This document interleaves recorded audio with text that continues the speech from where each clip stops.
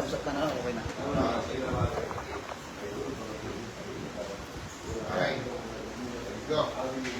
Magandang araw sir, pwede pong malaman ang inyong pangalan. Ako po si Jeffrey Ka-Eric Celis. Jeffrey Eric Celis. Kami po ay naparito para ihain sa iyo ang isang warrant of arrest. At sa aming pag-aayos ng warrant of arrest, kami gagamit ng cellphone bilang alternative device. Sa panguna po ng aming hepe, ang warrant section, Police Captain Rinaldo Prampis. Sa panguna po ng aming Chief Sito, Police Lieutenant Colonel Edison Wano. Ako nga pala si Pemis Chipalisgon, kasama ko si Pemis Avila, Pesti Misdino at saka si Patulo Magkalianta.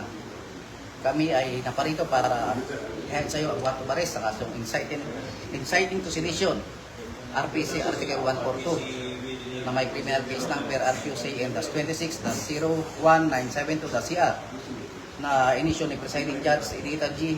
Mina Aguba ng RTC Branch 100 Quezon City na may piyansang 36,000 pesos. Sir Jeffrey Loses Celis, karapatan mong malaman ang iyong mga karapatan. Ikaw ay may karapatan manahimik o magsawalang kibo. Ano man ang iyong sabihin ay maaaring gamitin pabor o laban sa iyo sa mga korte sa Pilipinas. Ikaw ay may karapatan kumuha ng sarili mong abogado na malaya at kusa. At kung walang kakayahan, ang gobyerno magkakalob sa iyo na isang ng libo. Ito ang iyong mga karapatan, Sir Jeffrey Loses Celis. Naintindihan mo ang iyong mga karapatan?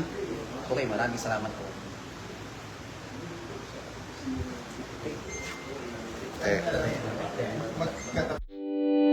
Ito ang DWAY 1332 kHz SMNI Radio Cabanatuan. SMNI Radio.